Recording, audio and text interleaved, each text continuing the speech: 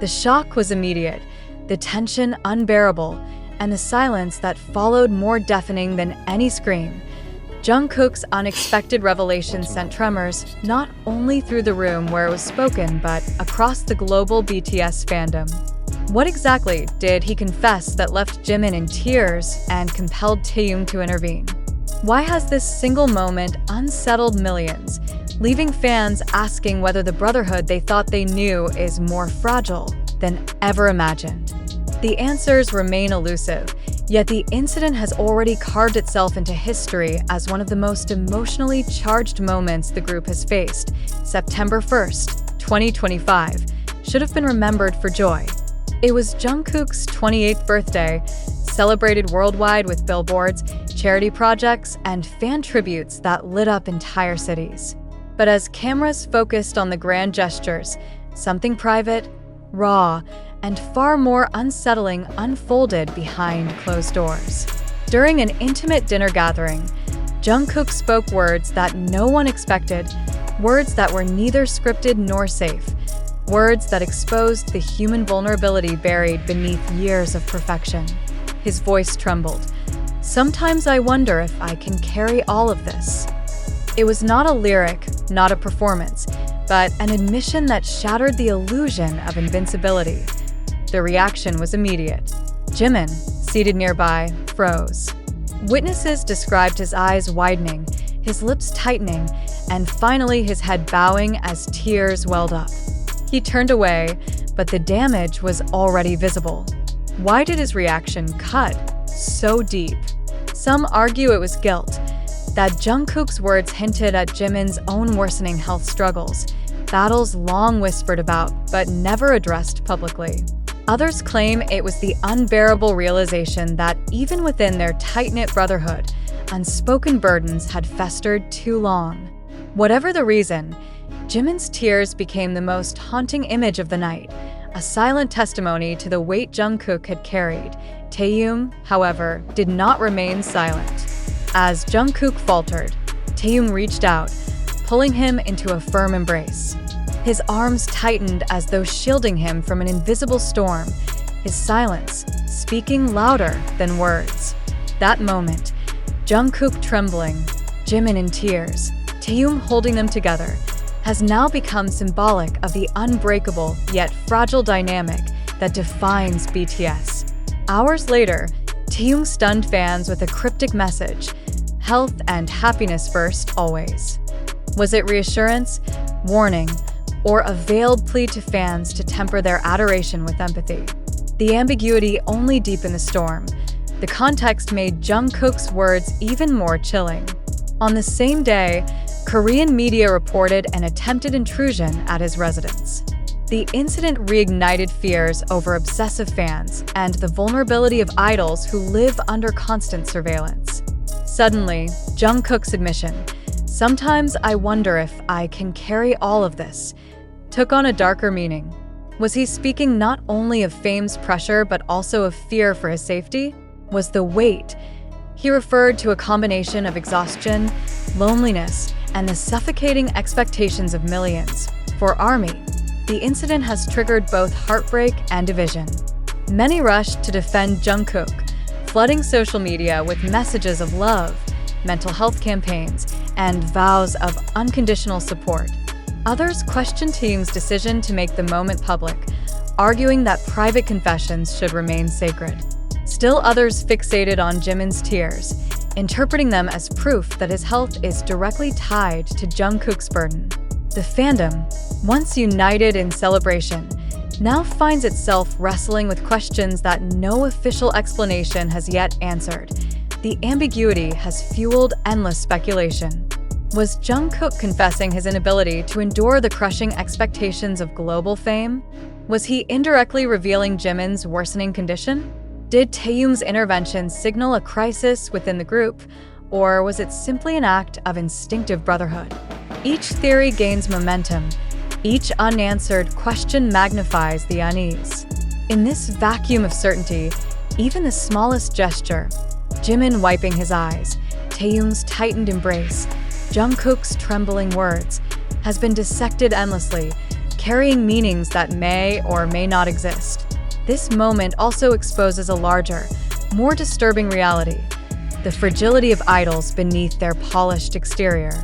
For years, BTS has embodied perfection, unshakable, tireless, and united.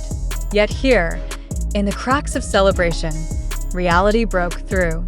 Jungkook's tears showed that even the golden magne is not immune to collapse. Jimin's silence revealed that empathy can sometimes be more devastating than words. Taehyung's actions demonstrated that leadership within BTS is not about command but about protection. Together, the three created a tableau of humanity that no performance could ever replicate. But another layer of controversy remains. Was this incident authentic vulnerability, or has it been exaggerated, if not manipulated, by the machinery of media and fandom? The fragments fueling the narrative, fan videos, translations, and social posts, remain unverifiable, raising questions about whether audiences are consuming reality or illusion. Could Jimin's tears have been misinterpreted? Was Taehyung's message calculated to redirect attention? Has Jungkook's confession been amplified beyond context to feed an insatiable demand for spectacle? Such questions unsettle fans but cannot be ignored. In a media ecosystem where virality often matters more than truth, the risk of distortion is constant. Every second captured, every phrase translated, every gesture analyzed may already be detached from its original meaning. The possibility that vulnerability itself has become commodified, that idol's pain is repackaged as content, should alarm every observer. Do we, as audiences, crave authenticity so desperately that we unconsciously consume suffering as entertainment? What cannot be denied, however, is the emotional fallout. ARMY members worldwide reported crying openly upon reading translations or watching clips, describing feelings of both helplessness and solidarity. Analysts warn that this collective grief underscores the paradox of modern fandom: love that sustains but also suffocates, devotion that protects but also pressures. Taehyung's cryptic words, "health and happiness first always," may have been less about Jungkook alone and more about the entire ecosystem, a reminder that admiration without restraint can become destructive. For Jimin, silence remains the loudest answer. He has neither explained his tears nor addressed the speculation surrounding his health. Perhaps he does not need to. Tears can sometimes speak louder than words, signaling empathy, pain, or guilt too complex to articulate. His reaction, however ambiguous, has now become inseparable from Jungkook's confession, a visual symbol of the invisible burdens BTS members carry, and yet the story refuses resolution. Did Jungkook's breakdown stem from his fear of losing Jimin? From the intrusion at his home? From the relentless expectations of millions? Or from all of these combined? Did Taehyung's actions represent instinctive brotherhood or calculated symbolism? Will Jimin's silence remain unbroken, or will it one day be explained? These unanswered questions have created an atmosphere of unease, where truth and speculation blur into one narrative too powerful to ignore. One thing, however, is clear: the incident has shattered the illusion of invincibility. The image of Jungkook confessing, Jimin crying, and Taehyung stepping in is now etched permanently into BTS history. It is a reminder that even the brightest stars bleed, that even the strongest bonds strain under weight, and that even idols, adored and celebrated, are human. Whether this was a moment of raw authenticity or a spectacle amplified by media, the emotional impact cannot be undone. And so, the haunting questions remain. What exactly did Jungkook reveal that night? Why did it strike Jimin so deeply? And why did Taehyung decide that silence was no longer an option? Until those questions are answered, if they ever are, the world will continue to remember the night when celebration collapsed into confession, when joy gave way to tears, and when truth, however uncertain, demanded to be seen. The aftermath continues to ripple outward, with fans and commentators alike acknowledging that this single evening has altered the way BTS is perceived. No longer are they simply the flawless performers projected on screens worldwide. They are men confronting exhaustion, fear, and the limits of endurance. Jungkook's confession has forced a conversation about the hidden costs of fame.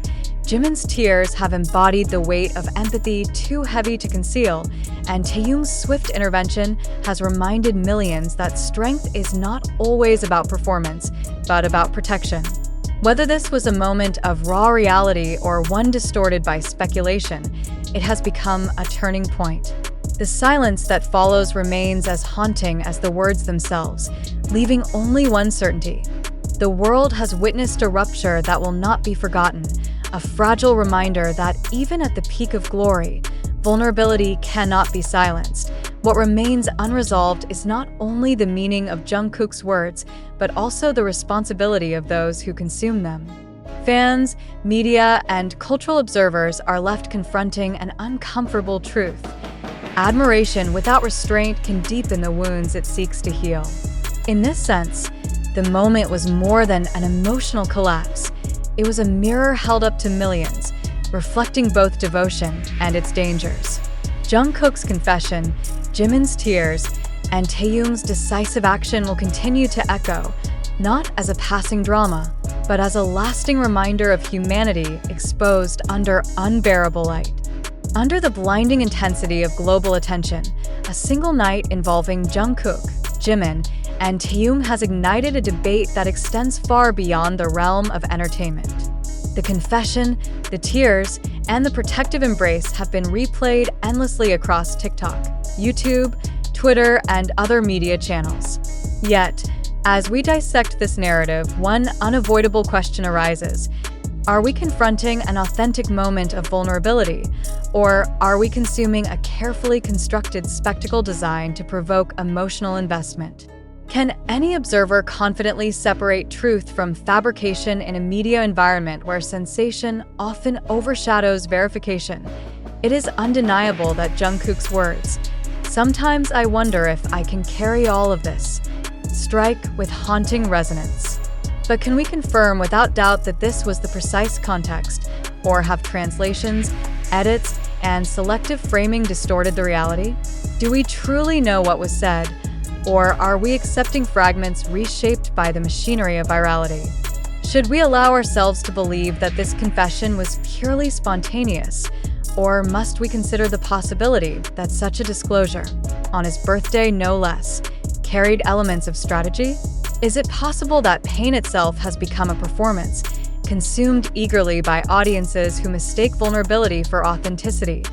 Equally pressing is the role of Jimin's visible tears. Did his reaction reveal guilt, grief, or an unbearable empathy that overwhelmed him?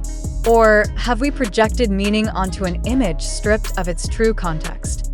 Should we accept the assumption that his tears confirm a hidden health struggle, or could they have been unrelated, their interpretation manipulated by angles and timing? If his silence continues, will it protect truth or only invite further speculation? Can silence itself be both shield and weapon, a choice that resists explanation while fueling endless analysis? Taehyung's intervention must also be scrutinized. His protective embrace and his cryptic statement, "Health and happiness first, always," have been hailed as instinctive acts of brotherhood. Yet can we ignore the possibility that once publicized, such gestures serve dual purposes: compassion and image management? Was his embrace solely spontaneous, or was it also a performance that reinforced the group's enduring image of solidarity? When he chose to speak publicly, was he protecting Jungkook, or was he also controlling the narrative, ensuring that focus shifted toward empathy rather than speculation about deeper fractures? We must confront these uncomfortable questions not to diminish the humanity of BTS, but to interrogate our own complicity in constructing narratives around them. How many of us rushed to share the clips without questioning their origin? How many accepted translations without considering accuracy or intent? How often do we, as audiences, crave authenticity so desperately that we accept illusion in its place? Have we, perhaps unknowingly, become participants in a cycle where idols' vulnerabilities are commodified, packaged, and sold back to us as entertainment. The ambiguity that surrounds this incident has become its most powerful feature. Does the lack of clarity serve truth, or does it serve engagement? Would a definitive explanation end the discussion, thereby cutting off the endless circulation of clips, debates, and analyses that fuel the ecosystem of attention? Is it possible that ambiguity itself is maintained deliberately, not as an accident of miscommunication, but as a tool of sensationalism? If so, are we not complicit in sustaining a structure that thrives not on truth, but on uncertainty? For ARMY, this is a test of critical awareness. Should fans continue to defend narratives whose authenticity remains unverified, or should they demand higher standards of evidence? Can unconditional support coexist with skepticism, or must one overpower the other? Does the act of rushing to protect idols from imagined pain inadvertently perpetuate cycles of misinformation that harm them more deeply than silence ever could? At what point does love transform into pressure, and at what point does empathy become exploitation? The broader implications are no less urgent. If this event is authentic, it signals a fracture within the carefully polished facade of BTS, a revelation of humanity that demands empathy and respect. Yet if it is fabricated, it represents a deliberate manipulation of fans' emotions, a strategy to amplify visibility at the cost of authenticity. Which interpretation are we willing to accept? And what evidence do we have to justify that choice? Do we prefer the comfort of believing in vulnerability, even if it may be staged, or the discomfort of acknowledging that we might have been deceived? We must also reflect on our fascination with collapse. Why are audiences so captivated by breakdowns, tears, and confessions? Do we demand proof of suffering as validation that idols are real? Have we unconsciously constructed a culture where vulnerability is not only permitted but required, packaged as the ultimate currency of authenticity? If so, do we bear responsibility for consuming such moments as if they were entertainment rather than human struggle? The fragments of this story, fan accounts, shaky recordings, speculative translations, and cryptic posts, do not constitute verified truth. Should we, therefore, treat them as evidence or as rumor? Can we, with integrity, construct definitive narratives out of material that remains inherently unreliable? Or should we, instead, embrace skepticism as an ethical obligation, resisting the temptation to indulge in conclusions not supported by verifiable fact? Consider the possibility that no resolution will ever emerge. If official clarifications arrive, can they be trusted, or will they themselves be dismissed as calculated statements? Can idols under the crushing weight of global scrutiny ever offer unfiltered truth? Or is every word inevitably shaped by survival? If so, are we condemned to live perpetually in the shadow of ambiguity, never certain whether we witness sincerity or performance? Thus, the responsibility shifts to us as readers and observers. Do we approach this incident with the critical distance it demands, or do we allow ourselves to surrender to the spectacle? Do we seek truth, or do we crave illusion? Do we protect idols by questioning narratives, or do we harm them further by amplifying stories unverified and sensationalized? In the end, the incident involving Jungkook, Jimin, and Taehyung is not only about three individuals. It is about the mirror it holds up to us, the audiences who consume, interpret, and circulate narratives without pause. It is about the structures of media that thrive on our need for drama, the platforms that reward engagement over accuracy, and the culture that confuses spectacle with sincerity. Do we, as consumers of this story, possess the courage to resist that cycle? Perhaps the most unsettling question is this: does it matter more whether the event truly happened or that we believed it did? If the emotional reaction has already been triggered, if tears have already been shed and debates already waged, then has the effect not already surpassed the need for confirmation? Does belief itself create reality in a world where perception becomes truth? If so, what does that say about us, about the culture we sustain, and about the boundaries between truth and illusion. Therefore, as you read, reflect, and discuss, consider your role not as a passive consumer, but as an active participant in shaping the narrative. Ask yourself, have you been moved by reality or manipulated by spectacle? Have you responded with empathy grounded in fact, or with emotion rooted in uncertainty? Have you contributed to clarity or to confusion? The night Jungkook confessed, Jimin cried, and Taehyung stepped in will endure as a defining image in BTS history. But its meaning, whether authentic vulnerability or calculated illusion, remains suspended, awaiting the judgment of those who choose either to question or to believe. And so the question is left to you, the reader. Will you accept this story at face value, or will you confront it with the skepticism and critical reflection it demands?